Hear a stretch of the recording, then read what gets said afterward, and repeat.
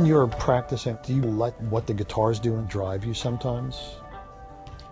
It's become more difficult for me to explain practicing to people. I can't really control the way I play. If I feel like playing, you know, left and I'm supposed to be practicing right, I can't do it. It's just going to come out left.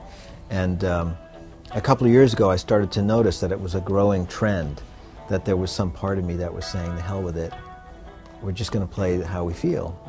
And so it makes it harder to practice stuff that you would practice when you're 10 years old, you know, out of a book, because the interest there is gone.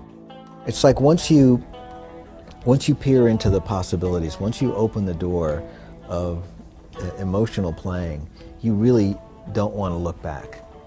Everything else seems completely sterile after that.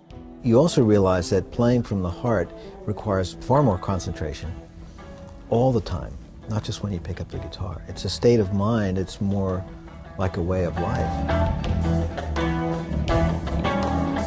I know that you started out building your own guitars. Mm-hmm. Putting them together. Building is a heavy word. It suggests luthier qualities, but no. I was flipping through catalogs and, you know, buying body parts and necks and screws and pickguards and things like that. But yeah, that's when I started to notice that it was different if you use ash or alder or hard rock maple, if you had a universal route or not. And then I started to get into the sound of pickups and that whole world. And then meeting you and Steve Blucher, that was like heaven, because finally I realized I don't have to learn all this stuff. There are guys who actually know this inherently, and that's great. You know, you guys gave me a great starting point, and then every time I came up with a different set of observations or needs or desires, you know, you would say, we can do that, let's try that. Well, you know, you're a perfect person to run product to, because you're going to use it, you're going to try it, and you're going to do things that, from a technical standpoint of view, I certainly wouldn't have thought of. How do you come up with ideas for songs and material? Quite a few of them are just autobiographical. I'm just trying to put into music something that's just happened to me, something that I'm still working out, something I've remembered. Sometimes I'm really projecting and I'm thinking, what if I went through that?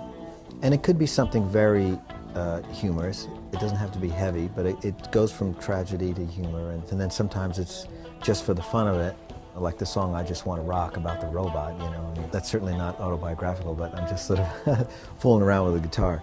And so I think the key when I'm writing is to let it all come out, write the stuff that I think is very important for me to write from a musical development point of view, and then let myself write stuff that's, I think, is just trivial, just because the guitar does it. Let it do it.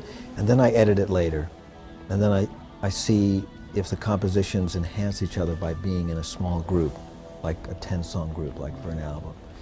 And in that way, in a strange way, when I start to do that editing, I do go back, and that's almost like the final step of writing, because then I'm working off of the experience of hearing all these songs as a group, and I might go back to the heavy song and say, lighten up, Joe, or I might go to the light song and say, it's too light. It's not working in the composition of the group together. Yes, yeah.